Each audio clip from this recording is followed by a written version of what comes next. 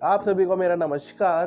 तो आज की ये वीडियो बहुत ही ज़्यादा आपके लिए बेनिफिशियल होने वाली है बिकॉज़ ऑफ हमारी जो ये वीडियो है आज की, ये रिलेटेड टू एवरीवन है, मतलब हर कोई पर्सन इससे रिलेट कर सकता है। जैसे सपोज़ अगर हम कोई भी लैबोरेटरी में जाते हैं टेस्ट कराने के लिए, तो हमारे बहुत सारे डाउट होते हैं कि हमें लोकल लैब पर प्रेफर करना चाहिए या हमें ब्रांडेड लैब पर प्रेफर करना चाहिए, क्योंकि ब्रांडेड जो लैब होगी उसकी कॉस्ट ज़्यादा होगी, लोकल वाली जो लैब होगी उसकी कॉस्ट कम होगी। तो उनकी कॉस्ट कम क्यों होती है और ब्रांडेड लैब की कॉस्ट ज़्यादा क्यों होती है? तो इन सारी बातों पर भी वो चर्चा करेंगे। और जो ये लैब है, कौन सी लैब आपको प्रेफर करनी चाहिए, कौन सी लैब आपको प्रेफर नहीं करनी चाहिए, तो इन सब चीज़ों को भी आज हम डिस्कस करेंगे। तो आइए शुरू करते हैं।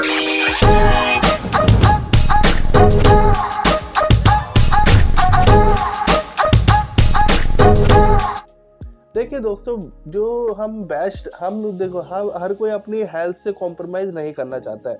हर कोई चाहता है कि हमें कम पैसे में बेस्ट चीज़ मिले, है ना? अगर हम कम पैसे में बेस्ट चीज़ की ओर जाना चाहते हैं, तो हमें कई सारे फैक्टर्स देखने होते हैं हमारी लैबोरेटरीज़ के अंदर। कई सारे फैक्टर लाइक कि हमें उस लैबोरेटरी की एक्यूरेसी देखनी होगी, हमें उसका कन्वीनियंस देखना होगा, हमें उसकी कॉस्ट देखनी होगी, टेस्ट की कॉस्ट क्या है, और हमें उसके वहाँ के कस्टमर रिव्यू देखने होंगे कि भाई वहाँ का जो कस्टमर जो करवा के जा रहा है उसका रिव्यू कैसा है ना? तो ये सारी चीज़ें भी हमें देखनी होती है। अब हम बात करते हैं कि भाई और भी मेजर फैक्टर्स होते हैं कि हमें बेस्ट लेबोरेटरी हम कैसे चूज कर सकते हैं। देखिए दोस्तों, सबसे पहले तो उसका एक्रेडिटेशन होना चाहिए।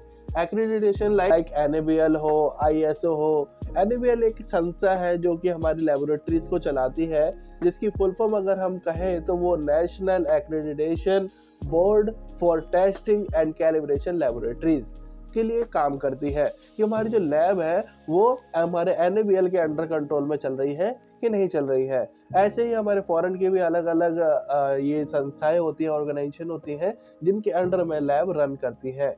अब आपको ये देखना होगा कि भाई जो ये लैब है, अब ये जो इनकी कस्टमर सर्विसेज है ये कैसे दे रहे हैं, ये हमारे जो पेशेंट है उनको कन्वीनियंस किस तरीके से है कि भाई जो वो रिपोर्ट्स का टाइम देते हैं उस टाइम पर उनको वो रिपोर्ट्स मिलती है कि नहीं मिलती है ना? उनको वो टर्न अराउंड टाइम देना चाहिए कि जी आपको ये जो टाइम का शेड्यूल है, ये टाइम पर अगर आप सैंपल देंगे तो इस टाइम पर आपको रिपोर्ट मिलेगी, तो ये टर्न अराउंड टाइम होना चाहिए, है ना?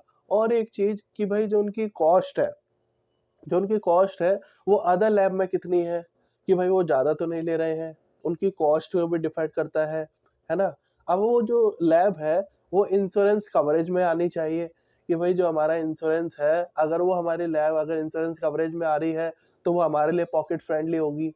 तो अगर ऐसा भी हो जाए तो वो भी बहुत अच्छी बात है। तो वो लैब जो हमारे कस्टमर को रिव्यू दे। और सबसे मेन बात अगर मैं आपसे कहूँ ना, अगर आप बैच लैब को प्रेफर ही करना चाहते हो, तो वो होते हैं रिकमेंडेशन। रिकमेंडेशन लाइक कि अगर आपका कोई हेल्थ केयर प्रोवाइडर आपसे कहता है कि भाई आप इस लैब पर जाकर के टेस्ट करा लो, लैब बढ़िया है। तो इट्स अ रिकमेंडेशन। आपका कोई फ्रेंड बताता है आपसे, आपका कोई फैमिली मेंबर बताता है आपसे, तो it's a major point to choose the best laboratory for your blood test, for your health. It's a major point. Or first of all, I would like to say one of point is privacy. Is privacy like कि आपका जो test है वो confidential है ना? तो उसका results किसी और को ना मिल जाए, है ना? आपकी जो चीजें हैं वो कॉन्फिडेंशियल रहनी चाहिए।